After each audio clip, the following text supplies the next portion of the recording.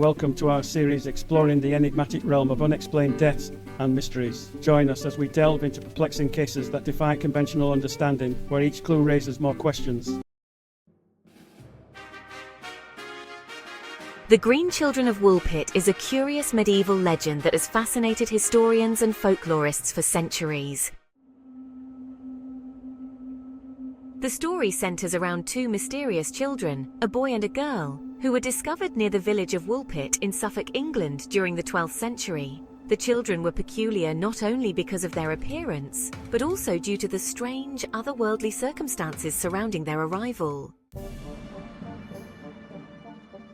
According to the legend, the two children had green-tinted skin, wore unfamiliar clothing, and spoke an unknown language.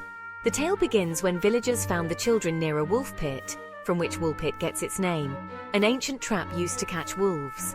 They were frightened and disoriented, and their greenish skin immediately caught the attention of the local people. The children were taken to the home of Sir Richard de Calne, a local nobleman, where they were cared for. However, the children refused to eat the food provided to them, appearing confused by the sight of bread and other common fare. After several days, they began to eat raw beans, which were likely the only familiar food to them. Over time, the children gradually adapted to their new surroundings. They learned to eat other types of food, and as they did, their skin lost its green hue and returned to a normal complexion. The boy, however, became sick and died shortly after arriving in the village.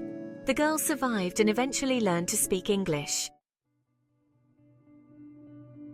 When asked about their origins, the girl gave a bizarre and cryptic account. She claimed that they came from a land called St. Martin's Land, a place of eternal twilight where the sun never fully rose, and everything was bathed in a greenish glow. She described their homeland as being separated from this world by a great river and a luminous land of light.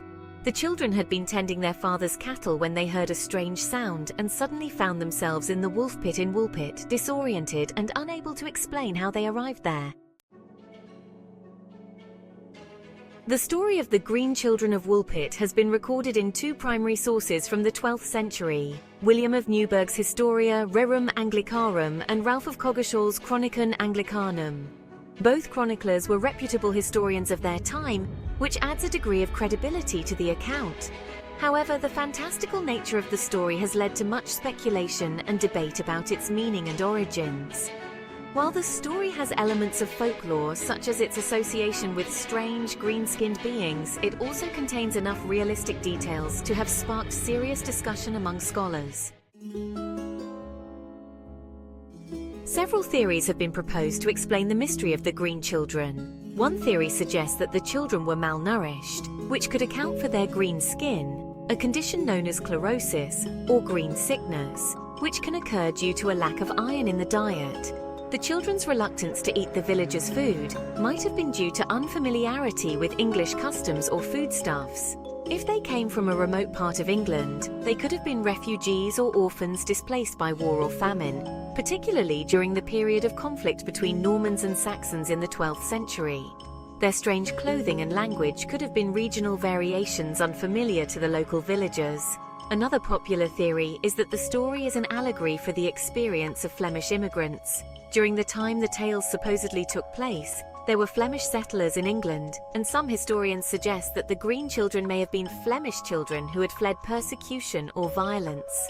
The description of St. Martin's Land, with its perpetual twilight and otherworldly qualities, might have been a distorted memory of their homeland, or a way of explaining their foreignness to the English-speaking villagers.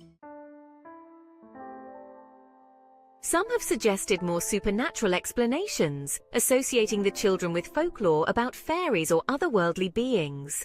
In medieval folklore, green was often associated with nature spirits, fairies and magical beings, leading some to speculate that the children were not of this world at all.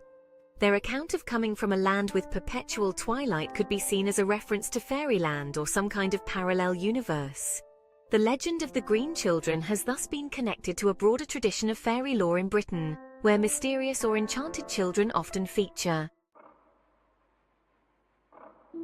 Regardless of its true origins, the story of the Green Children of Woolpit has endured as one of England's most enigmatic legends. Over the centuries, it has inspired numerous interpretations in literature, history, and even science fiction. The combination of real historical elements with an air of fantasy has made it a captivating mystery, prompting questions about the nature of the children, their origins, and the cultural meaning behind the story. Whether seen as a metaphor for the strangeness of foreigners in a medieval village, or as a genuine supernatural encounter, the Green Children of Woolpit remain one of the most intriguing tales from English folklore.